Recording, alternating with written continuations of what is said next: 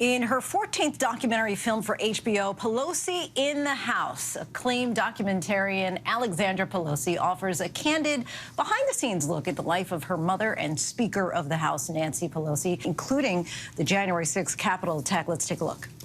Look at the protesters outside the Capitol. Oh my God, how did that guy get up there? Are your clothes matched and color? Yes, yes, ma'am.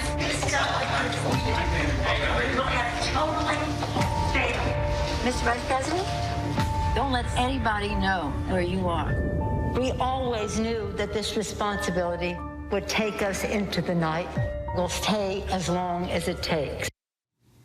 Joining us now is filmmaker Alexandra Pelosi. Thank you so much for being here. Thank you for having me. You can just tell, it's just so riveting, even just in that little snippet right there. First, before we get to the movie, let me just ask, how's your dad doing? Well, every day is, it's up and down. Yesterday, he went to the portrait unveiling for my mother. That was a great victory for the family, that he gets out sometimes. But it's a long term. It's going to take a long time for him to get better. But, it's nice to see him when they're big events that he gets to participate in. We're happy that he gets to get out, so. When we look at your mom, when did you decide this is the moment to do this project? 4.5 years ago, I walked up to my editor in the cafeteria. It was before the 2018 election, before she became Speaker the second time. I said to him, it's about time you got into my library. You should go look, because I have a lot of good footage over the years. And if she loses this election, then she'll be put out to pasture, then we could air a film.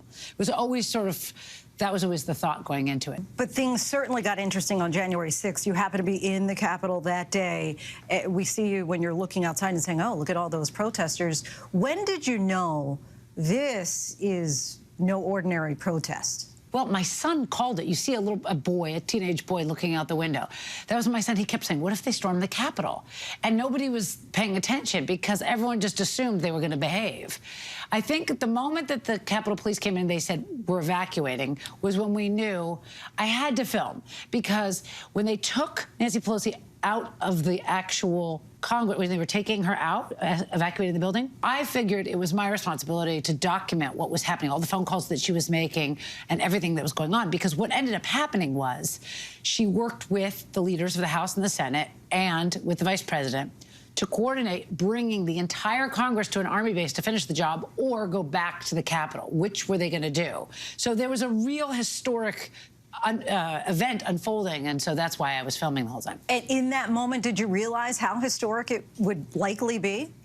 Well, my mother really treats the Capitol like it's sacred ground. So I knew when we had to be evacuated that something was very serious. As we saw what was going on live television, we knew how bad it was getting. The question was, were they going to be able to fulfill the obligation that, that was written into the Constitution of certifying the election results that night? That was the big question. That was the history that was being made that day of how they were going to resolve the problem. And luckily, they all worked together and made it happen. And were you fearful? Because, not just being there in that intense situation at the moment, but also you have your back to the action because you're focused on your mom. Right. The Capitol Police told us after that we were 2 minutes away from our own execution and that the timestamp on my iPhone versus, the security camera in the Capitol, we didn't know how close we came. I want to go to a particular point in the documentary where you talk about you're impossible to crack, right? And you're talking to your mom, and I just want to look at this personal moment that you have with her. You are impossible to crack. You're always on message. No. How do you do it? How do you always stay on all the time? You're impossible to crack. You know that. Yeah. Well, I have my sensitivities. What does that mean?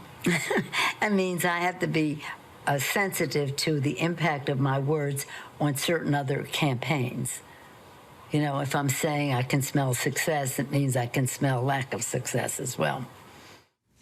What were you able to learn about your mom that maybe you didn't know before starting this? I think a lot of people think that politicians are like cartoon characters or like they're caricatures, that they just behave one way when they're out there.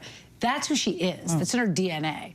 She doesn't go home and, just unplug and start going off message. She's always on message. It's like the DNA is all the Democratic Party talking points are just in her DNA. If that makes sense to you. It totally does. What might surprise us about your mom? She's very funny, don't you think? Oh, I think she's funny. I think that's not a surprise. I think we see that. I didn't make this so that people could get to Nancy Pelosi because I know half the country hates her. So I'm not trying to change anyone's opinions. I'm trying to give a civics lesson about what the speaker is, what she does all day, how you pass a bill. Because she counts votes and she shows you how a bill becomes a law. I'm hoping that this will serve as sort of an education of how Congress works. What do you think the lasting impact of your mom will be as far as women in politics?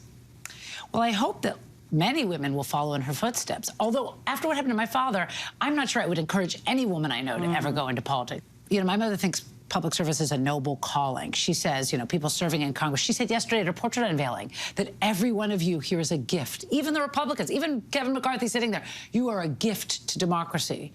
And I don't feel that way about public life. I just feel like it's been so destroyed with the toxic media environment. I have teenage kids and they have iPhones and they get these news alerts about like, this guy wanted to hang Nancy Pelosi from a lamppost. We're so used to this kind of conversation that I think it's really hard to make peace with.